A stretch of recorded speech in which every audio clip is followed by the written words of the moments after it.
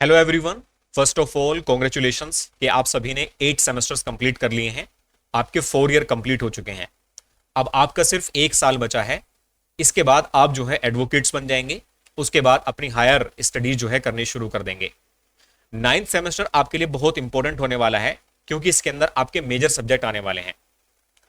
तो आज इस लेक्चर के अंदर हम कवर करने वाले हैं आपके 9th सेमेस्टर का ओवरव्यू। अब देखिए 9th सेमेस्टर जो है आपका BLLB या BCom LLB, इन दोनों का सिलेबस बिल्कुल सेम है। तो इस लेक्चर में हम कोर्स का ओवरव्यू डिस्कस करेंगे और ये समझेंगे कि किस तरीके से 9th सेमेस्टर जो है सब्जेक्ट्स के थ्रू जो है आपकी अंडरस्टैंडिंग को एनहांस करेगा। तो सबसे पहले हम ये समझते हैं कि अभी तक आपने जो सेमेस्टर 1 से लेकर 8 तक जितने भी लॉज पढ़े हैं, जैसे इंडियन पिनल कोड, भारतीय न्याय संहिता पढ़ा आपने, कॉन्स्टिट्यूशनल लॉज पढ़े, कॉन्ट्रैक्ट लॉज पढ़े, तो ये सभी आपने पढ़े थे substantive law, transfer of property act वगैरह। तो इन सभी के अंदर क्या करा, सब्सटेंटिव लॉ, यानी ऐसे लॉ जो राइट्स क्रिएट करते हैं, रेमेडी प्रोवाइड करते हैं, किसी भी क्राइम को डिफाइन करते हैं और उसकी पनिशमेंट को प्रेस्क्राइब करते हैं। तो उन सभी को हम कहते हैं सब्सटेंटिव लॉ। अब ये जो 9th सेमेस्टर है ये आपकी प्रोसीजरल शिफ्ट है, यानी 9th सेमेस्टर में आप प्रोसीजरल लॉज यानी प्रैक्टिकल लॉज पढ़ने वाले हैं। ये मैकेनिज्म बताते हैं कि किस तरीके से सब्सटेंटिव लॉज को एनफोर्स किया जाता है। So basically they reply how to apply the law. Substantive law क्या बताते हैं, व्हाट इज द लॉ, कानून क्या है, और प्रोसीजरल लॉ बताते हैं किस तरीके से हमें इस लॉ को अप्लाई करना है। इसको एक एग्जांपल से समझते हैं। मान लीजिए कि ए ने कोई ऑफेंस कमिट कर दिया, यानी कोई अपराध कमिट कर दिया। तो अब पीनल कोड ये डिफाइन करता है कि इसका एक्ट क्या है, चोरी है, डकैती है, क्या है, ये इसको डिफाइन करेगा, प्लस उसकी पनिशमेंट बता देगा। यहां पर सब्सटेंटिव लॉ का रोल खत्म हो जाता है। अब शुरू होता है कि इसकी इन्वेस्टिगेशन कैसे होगी, अरेस्ट कैसे करेंगे, ट्रायल कैसे चलेगा, जजमेंट कैसे होगी, अपील कैसे होगी, यानी एक पूरा प्रोसीजर क्या होगा इसका, उसको बताता है हमारा प्रोसीजरल लॉ। तो आपके 9th सेमेस्टर में टोटल 5 सब्जेक्ट होने वाले हैं, जैसा कि प्रीवियस सेमेस्टर्स में भी थे। टोटल 500 मार्क्स होंगे। इसमें आपके 4 थ्योरी के पेपर होंगे और एक पेपर होगा आपका इसमें प्रैक्टिकल का, जिसमें आपका code of criminal procedure, civil procedure, law of evidence, consumer protection act और ड्राफ्टिंग एंड प्लीडिंग। आइए सबसे पहले भारतीय नागरिक सुरक्षा संहिता यानी क्रिमिनल लॉ सेकंड। ये पहले कोड ऑफ क्रिमिनल प्रोसीजर हुआ करता था, लेकिन 2023 में इसको चेंज करके भारतीय नागरिक सुरक्षा संहिता, जिसको शॉर्ट फॉर्म में BNSS कहा जाता है। अब ये जो लॉ है, जैसा मैंने अभी आपको बताया कि ये जो है पहले कोड ऑफ क्रिमिनल प्रोसीजर था। नाम से ही हमें स्पष्ट होता है, क्लियर होता है कि ये क्रिमिनल प्रोसीजर बताता है। जैसे अभी हमने एग्जांपल देखा था कि मान लीजिए कोई ऑफेंस कमिट करता है, तो ऑफेंस कमिट करने के बाद कोर्ट के अंदर जो ट्रायल चलेगा, किस तरीके से इनिशिएशन होगा, यानी क्रिमिनल प्रोसीडिंग कैसे स्टार्ट होंगी, अरेस्ट कैसे होगा, इंफॉर्मेशन कैसे मिलेगी, बेल कैसे मिलेगी, तो इन सभी चीजों को हमारा भारतीय नागरिक सुरक्षा संहिता बताता है। या फिर ट्रायल से पहले कॉग्निजेंस कैसे होगा, कंप्लेंट कैसे होंगी, फिर चार्जेस कैसे फ्रेम होंगे, ट्रायल कैसे चलेगा, कौन कौन से ट्रायल होंगे, पोस्ट ट्रायल क्या क्या ऑप्शंस अवेलेबल हैं, जैसे अपील, रिवीजन, रेफरेंस, या फिर एक स्पेशल प्रोविजन पढ़ेंगे हम जो पहले CRPC का 125 था। ये आपने जो है पर्सनल लॉज के साथ पढ़ा होगा, मेंटेनेंस। तो स्पेशल प्रोविजन अब ये आपका जो है 144 में हो गया है। सेक्शन 144 ये बताता है maintenance to wifes, children and parents.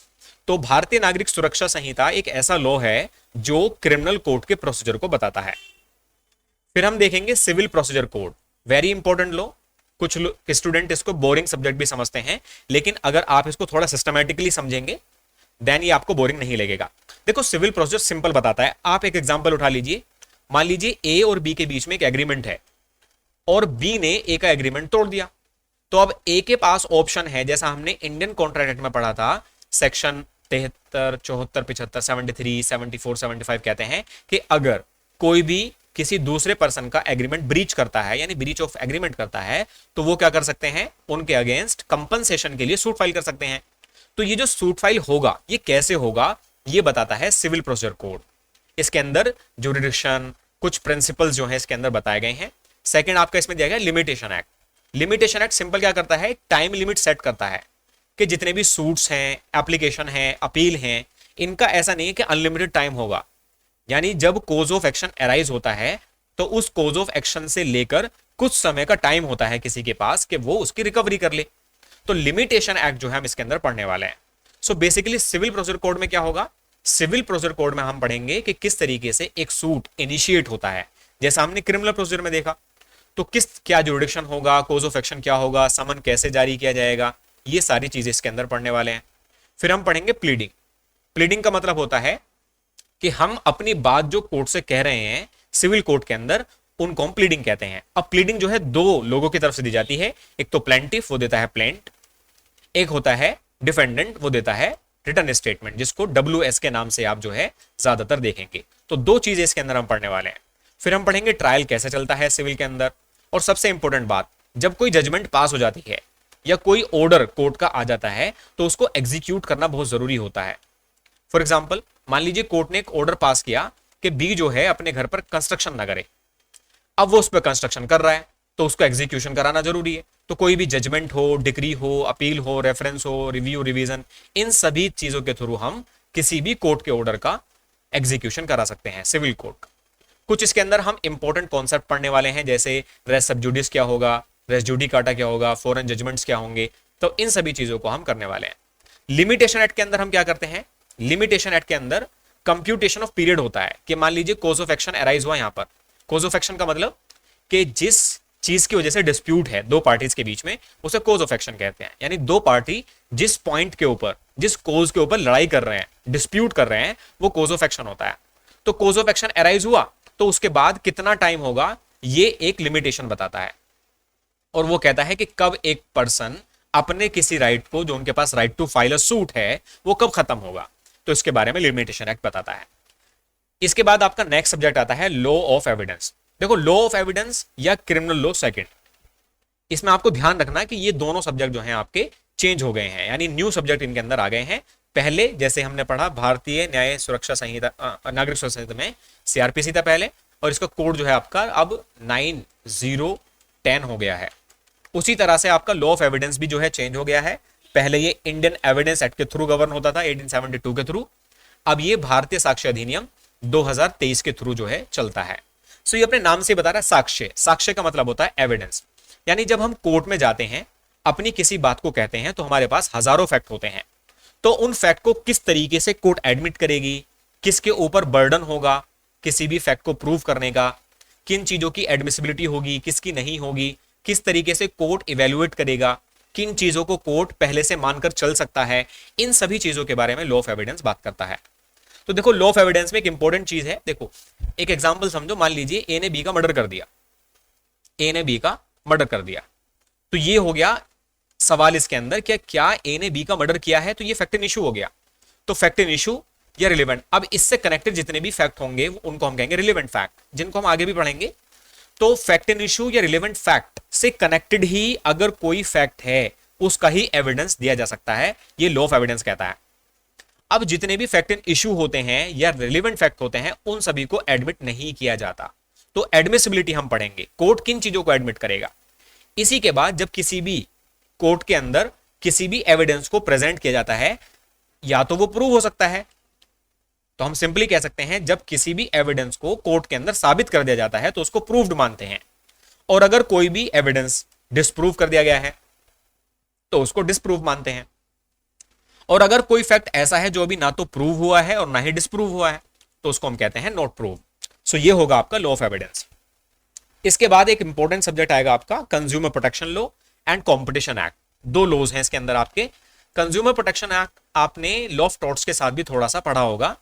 तो इसके अंदर क्या है, प्रोटेक्टिव शील्ड दी गई है कंज्यूमर्स को, कि मान लीजिए वो मार्केट जाते हैं और वो कोई चीज खरीदते हैं, कोई फोन खरीदते हैं, लेकिन जिस स्पेसिफिकेशन का उन्होंने फोन खरीदना था वो ऐसा था ही नहीं।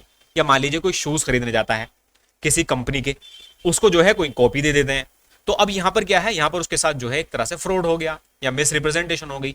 तो यहां पर एक मैकेनिज्म दिया गया है कंज्यूमर प्रोटेक्शन एक्ट 2019 में। इससे पहले एक लॉ था हमारा 1986 का ओल्ड लॉ, इसको रिप्लेस करके नया लॉ बनाया गया है। तो इसके अंदर बेसिकली क्या है, रिड्रेसल एजेंसी दी गई है 3 लेवल पर, डिस्ट्रिक्ट लेवल पर, स्टेट लेवल पर और नेशनल कमीशन पर, नेशनल लेवल पर। तो ये क्या करती हैं, उन सभी कंप्लेंट को सुनती हैं जो कंज्यूमर प्रेजेंट करते हैं। इनकी जो है ऑनलाइन भी फाइलिंग की जा सकती है। इसके बाद आता है कॉम्पिटिशन एक्ट। कॉम्पिटिशन एक्ट का सिंपल पर्पस ये है कि ये कहता है कि जितने भी कॉम्पिटिशन है हमारे इंडिया के अंदर वो फेयर होने चाहिए। ऐसे कोई भी कंपटीशन ना हो जो हमारी मार्केट को खराब कर दें। तो ये सारी चीजें हम जो है इसके अंदर डिस्कस करने वाले हैं। लास्ट पेपर होगा आपका ड्राफ्टिंग एंड प्लीडिंग, जिसके अंदर आप ये पढ़ेंगे कि किसी भी सिविल सूट या क्रिमिनल सूट को किस तरीके से ड्राफ्ट करते हैं। तो ये जो पेपर है आपका 2 पार्ट में डिवाइडेड है। एक में हो गया आपका थ्योरी, जिसमें 50 नंबर का होगा आपका, ये रिटन एग्जाम होगा रेगुलर एग्जाम की तरह। इसके अंदर सेम क्वेश्चंस होंगे, बस इसके अंदर आपको 50 मार्क्स मिलेंगे। क्वेश्चन का पैटर्न, क्वेश्चन के नंबर, सेक्शन, टाइम, वो सभी सेम रहेगा। इसके बाद आपका होगा प्रैक्टिकल और वाइवा, ये 50 नंबर का होगा इसमें, जिसमें आपको एक प्रैक्टिकल फाइल बनानी होगी और आपका जो है 10 नंबर का इसके अंदर प्रैक्टिकल यानी वाइवा होगा। तो इसके अंदर आप 3 चीजें पढ़ेंगे। सिविल प्लीडिंग कैसे होती है, जैसे plaint, written statement, interlocutory application, original petition, affidavit, memorandum of appeal, writ petition etcetera. फिर आप पढ़ेंगे क्रिमिनल प्लीडिंग्स, कैसे कंप्लेंट लिखते हैं, क्रिमिनल पिटीशन कैसे लिखते हैं, बेल एप्लीकेशन कैसे लिखते हैं, मेमोरेंडम कैसे लिखते हैं, और लास्ट में आप पढ़ने वाले हैं कन्वेंसिंग। कन्वेंसिंग का मतलब होता है जब ए अपनी किसी प्रॉपर्टी को मूवेबल या इमूवेबल बी को ट्रांसफर करता है तो उनके जो डॉक्यूमेंट्स होते हैं उनको हम कहते हैं कन्वेंसिंग डीड, जैसे sale deed, mortgage deed, lease deed, gift deed, promissory note, power of attorney, agreement etcetera. तो ये था आपका ड्राफ्टिंग ऑफ प्लीडिंग, जिसके अंदर आपका प्रैक्टिकल फाइल बनेगी, जिसके अंदर आपको 20 नंबर मिलेंगे प्लीडिंग पे और 20 नंबर मिलेंगे आपके कन्वेंसिंग पर, और 10 नंबर का आपका जो है वाइवा होने वाला है। सो ये था आपका 9th सेमेस्टर के कोर्स का ओवरव्यू, जिसके अंदर आप 5 सब्जेक्ट पढ़ने वाले हैं। तो ये आपकी जो है हेल्प करेगा जब आप कोर्ट में प्रैक्टिस करना शुरू करेंगे। जैसे फॉर एग्जांपल हम एक स्टेज लेते हैं, यहां पर डिस्प्यूट अराइज हुआ, कोई भी डिस्प्यूट हो सकता है, वो सिविल हो सकता है, क्रिमिनल हो सकता है। तो सबसे पहले हम क्या करेंगे, सबसे पहले ये चेक करेंगे हम कि कोई भी जो लॉ है वो कहां पर फॉल करता है। तो सब्सटेंटिव लॉ हम चेक करेंगे। फिर हम करेंगे क्लेम जो है वैलिड है लिमिटेशन एक्ट के अंदर या नहीं है, तो लिमिटेशन एक्ट हमारा यहां पर रोल प्ले करेगा। फिर हम देखेंगे पेपर वर्क कैसे, यानी फाइलिंग के लिए हमें तैयारी करनी पड़ेगी, तो उसमें हमें ड्राफ्टिंग एंड प्लीडिंग हेल्प करेगी कि किस तरीके से हमें अपनी एप्लीकेशन को, अपने सूट को ड्राफ्ट करना है। फिर आता है आपका, मान लीजिए अगर क्रिमिनल केस है तो आप बीएनएसएस में जाएंगे, और अगर सिविल केस है तो आप सिविल प्रोसीजर कोर्ट में जाएंगे। जब ट्रायल चलेगा तो आपकी हेल्प करेगा लॉ ऑफ एविडेंस, कि हमें कौन कौन से एविडेंस दिए जा सकते हैं, कौन से एविडेंस नहीं दिए जा सकते हैं। लास्ट में आपका जो है रेजोल्यूशन होगा, जिसमें आप एग्जीक्यूशन में पढ़ेंगे, सीपीसी, बीएनएस वगैरह, ये सारी चीजें। तो अगर आपको कोई भी डाउट हो इन सब्जेक्ट से कनेक्टेड, आप आस्क का डाउट बटन क्लिक करके जो है हमें सेंड कर सकते हैं, जो आपको यहां पर राइट साइड में दिखाई दे रहा होगा। मिलते हैं अगले लेक्चर में, जिसमें हम शुरू करेंगे भारतीय नागरिक सुरक्षा संहिता यूनिट 1। ऑल द बेस्ट तब तक के लिए।